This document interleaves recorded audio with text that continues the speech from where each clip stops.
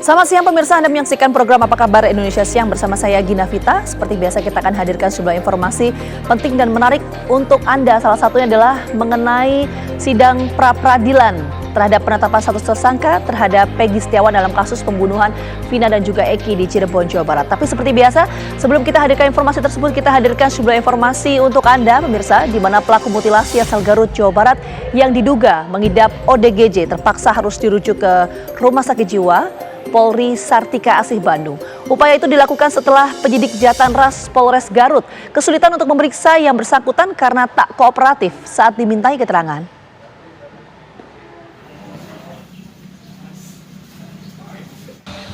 Erus, pria pelaku mutilasi yang terjadi di Kampung Bantar Limus, Desa Sancang, Kecamatan Cibalong, Garut, Jawa Barat, terpaksa dibawa ke dokter spesialis kejiwaan Rumah Sakit Sartika Asih Bandung.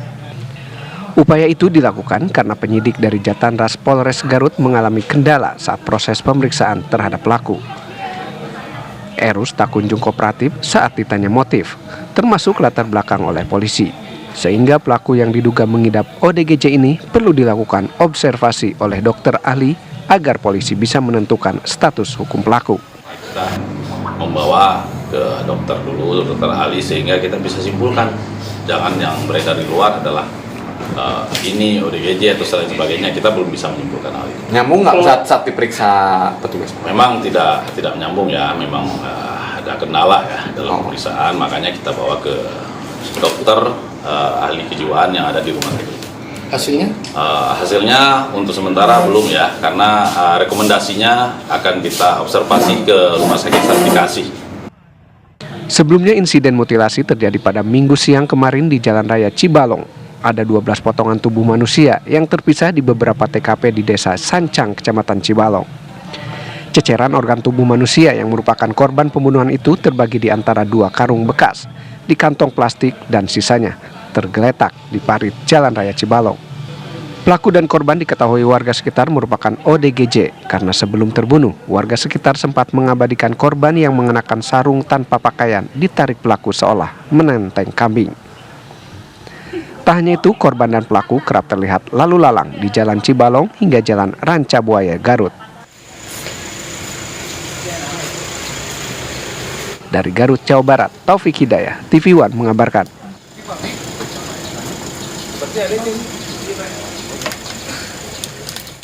Kita ke informasi lainnya pemirsa, 2 orang wanita muda menipu seorang pedagang emas di kawasan pusat perbelanjaan Mentaya, PPM Sampit, Kabupaten Kota Waringin Timur, Kalimantan Tengah.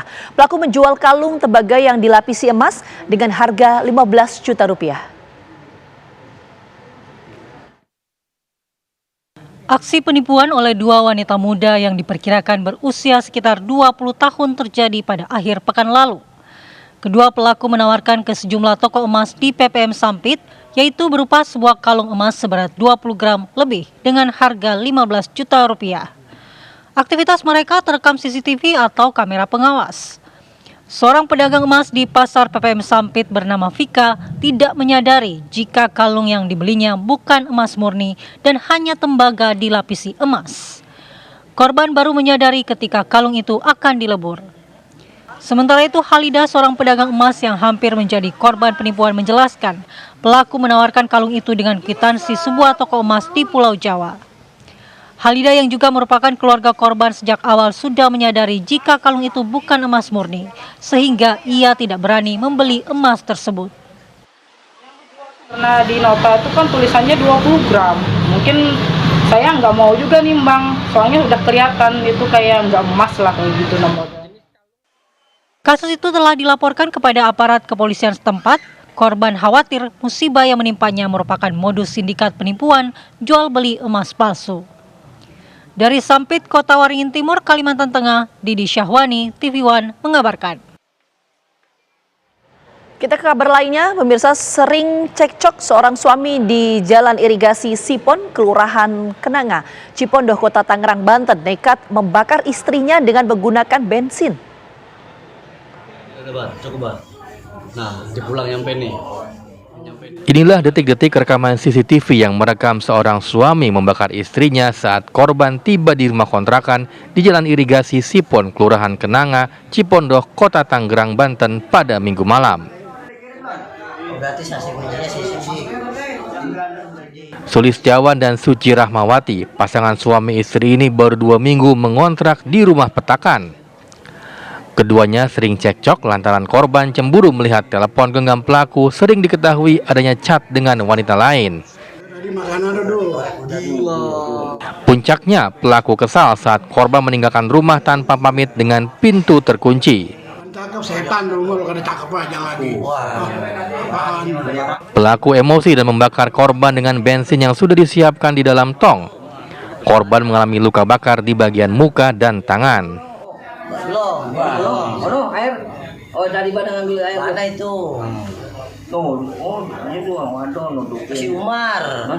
Air basah. Saya sih tahunya istrinya pulang, istrinya ada di atas, tapi saya lihat ada bensin di sini Pak. Saya itu lagi di pintu, tiba-tiba istrinya mau naik langsung diseret sama suaminya, dituangin bensin.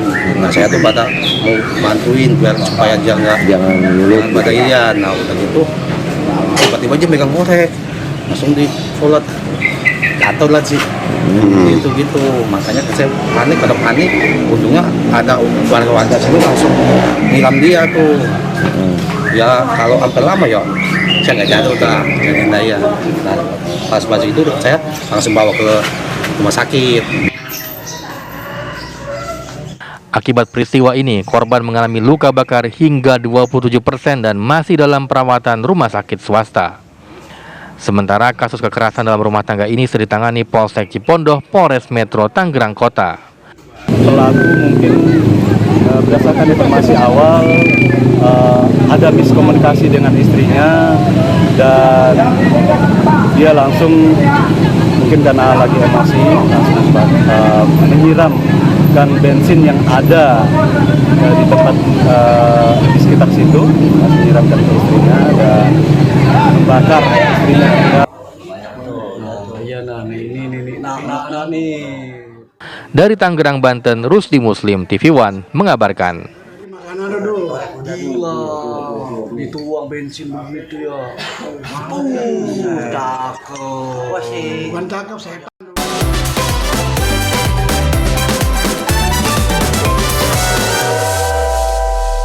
Dipersembahkan oleh Brimo.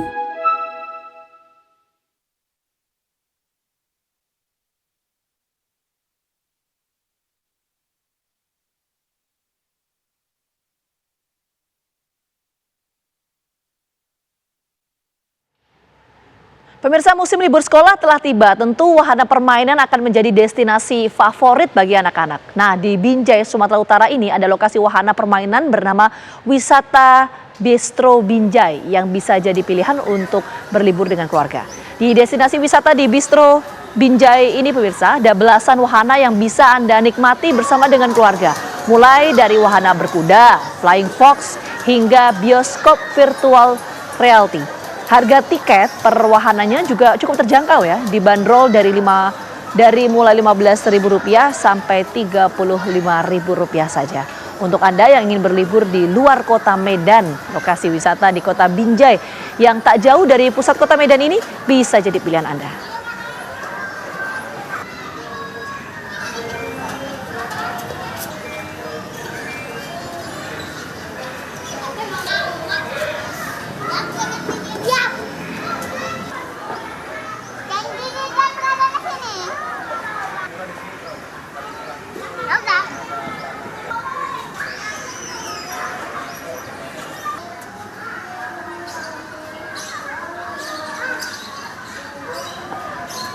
Untuk melihat bagaimana keseruan liburan di Liaksi Wisata Bistro Binjai ini, sudah ada rekan kami Nofri Afandi di lokasi. Saya akan ajak Anda langsung bergabung dengan Nofri. Nofri, bisa gambarkan ke kita keseruan liburan di sana seperti apa?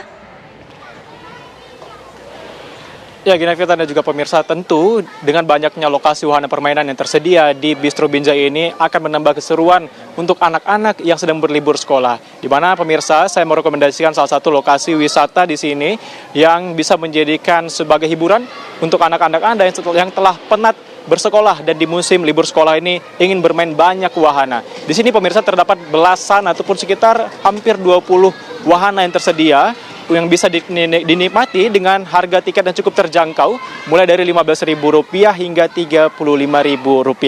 Di sini pemirsa ada beberapa wahana utama yang tersedia, yaitu berkuda. Selain bisa menunggangi kuda, ini anak-anak Anda bisa juga mendapatkan edukasi seperti apa cara menaiki kuda, menunggangi kuda, dan membawa ataupun menuntun kuda untuk berkeliling di sekitar lokasi wisata ini. Selain itu pemirsa, di sini juga tersedia bioskop VR ataupun virtual reality, di mana tersedia ada 15 film yang bisa Anda nikmati, di mana untuk satu filmnya ini durasinya bisa sampai 4 menit. Dan untuk biaya masuknya, Anda cukup merogoh kocek sekitar Rp25.000. Dan selain itu pemirsa, di sini juga menyediakan wahana panahan. Selain Anda bisa memanah, Anda juga akan diberikan edukasi seperti apa cara memanah yang baik, dan hanya cukup merogoh kocek untuk memanah sekitar Rp15.000 saja. Selain itu pemirsa, ada banyak lagi edukasi ataupun wahana-wahana permainan yang tersedia, mulai dari Flying Fox, ATV Adventure, kemudian kereta api, Fun Animal, seluncuran Rainbow, Kiddie Ride, Game Zone, dan juga kendaraan listrik yang bisa Anda sewa mulai dari Rp15.000 untuk berkeliling di lokasi wisata ini. Selain bisa menikmati berbagai macam wahana permainan yang tersedia, di sini Anda juga bisa menikmati kulineran yang juga disediakan di lokasi Bistro Binjai ini pemirsa.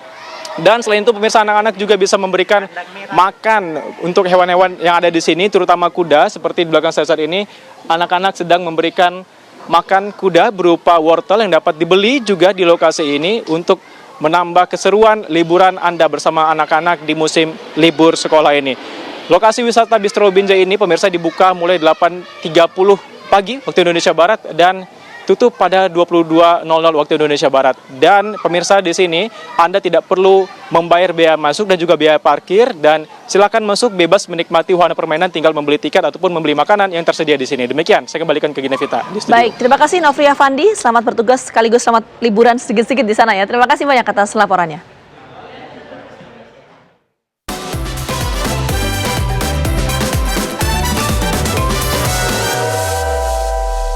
Dipersembahkan oleh Brimo.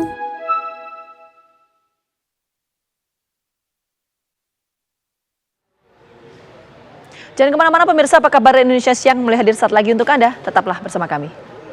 Kita lanjutkan apa kabar Indonesia Siang. Pemirsa, ini dari informasi makam seorang perempuan di Kecamatan Celuring, Kabupaten Banyuwangi, Jawa Timur dirusak oleh orang tak dikenal pada Sabtu dini hari lalu. Tali pocong di makam itu pun hilang.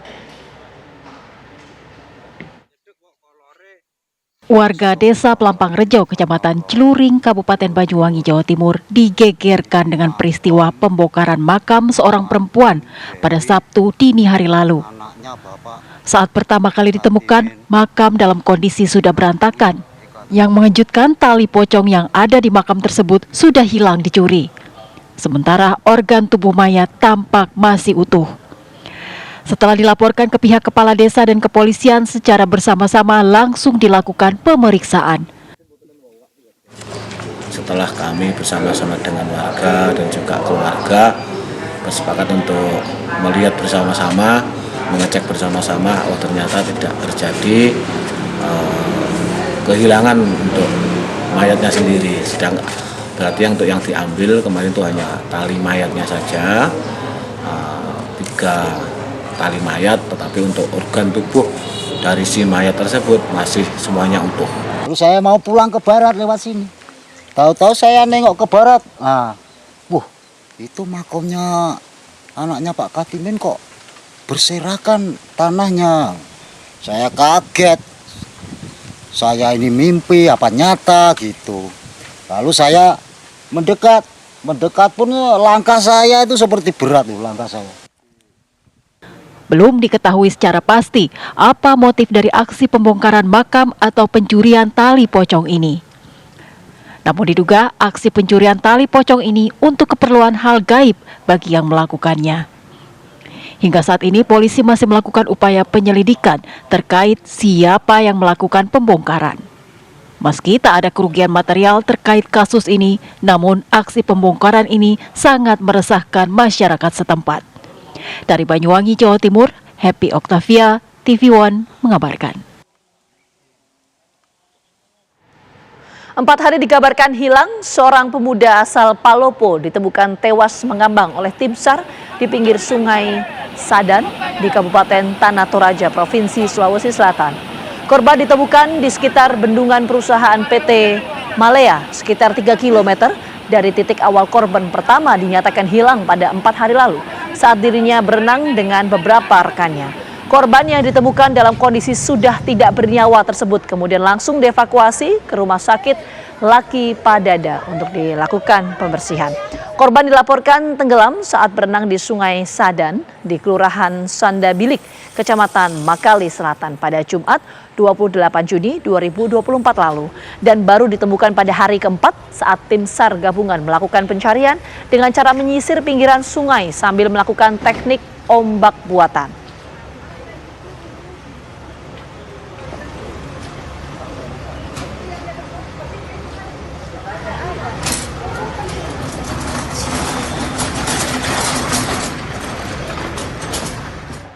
Sejumlah informasi menarik dan penting lainnya masih akan kami hadirkan untuk Anda. Tetaplah bersama kami.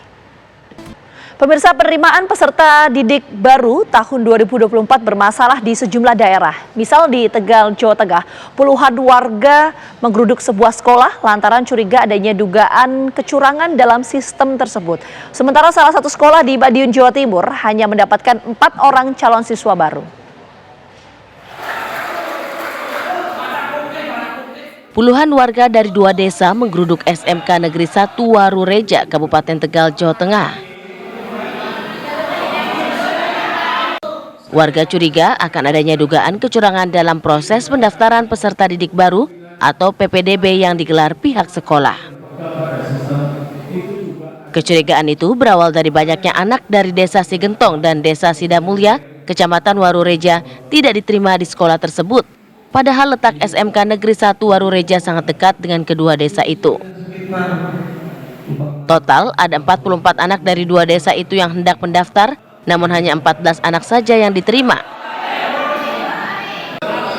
Kini warga berharap siswa dari desanya menjadi prioritas dalam PPDB. Mengetahui adanya dugaan kecurangan, pihak desa setempat mengaku kecewa. Padahal pihak desa memiliki andil besar saat berdirinya sekolah tersebut, mulai dari penyediaan lahan hingga akses jalan sekolah. Apabila tuntutan warga tidak dipenuhi, pihak desa akan menutup akses jalan menuju sekolah. Pihak sekolah berjanji akan mengupayakan aspirasi dari warga dan pihaknya akan menyampaikan ke pimpinan agar kedua desa tersebut menjadi prioritas.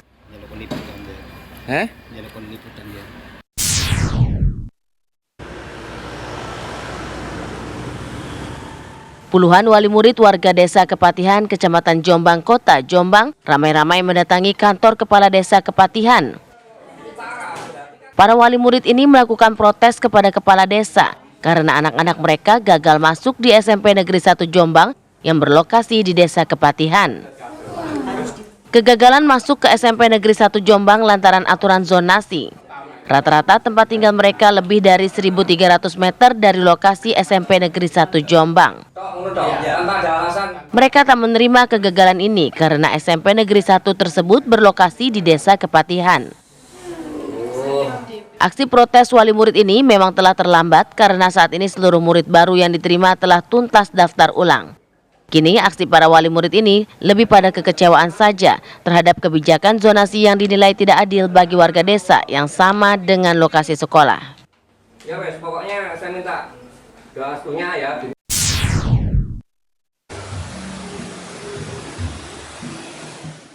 Sementara di SMP Negeri 1 Atap Gemarang, Kabupaten Madiun, Jawa Timur ini justru sepi pendaftar. Sejak dibuka jalur afirmasi hingga penutupan jalur zonasi kemarin, jumlah calon siswa yang mendaftar di sekolah ini hanya ada 4 calon siswa saja. Pihak sekolah mengaku letak geografi sekolah yang terpencil di lereng pegunungan dan tak memiliki zona sekolah dasar penyangga diduga menjadi penyebab sepinya minat pendaftar di sekolah ini. Ditambah lagi, sejumlah SMP negeri yang masih berada dalam satu kecamatan kini belum terpenuhi pagunya. Terlebih saat ini juga terdapat pesaing dari Madrasah Sanawiyah yang lokasinya hanya satu dusun dengan SMP 1 Atap ini. Tim TV One mengabarkan.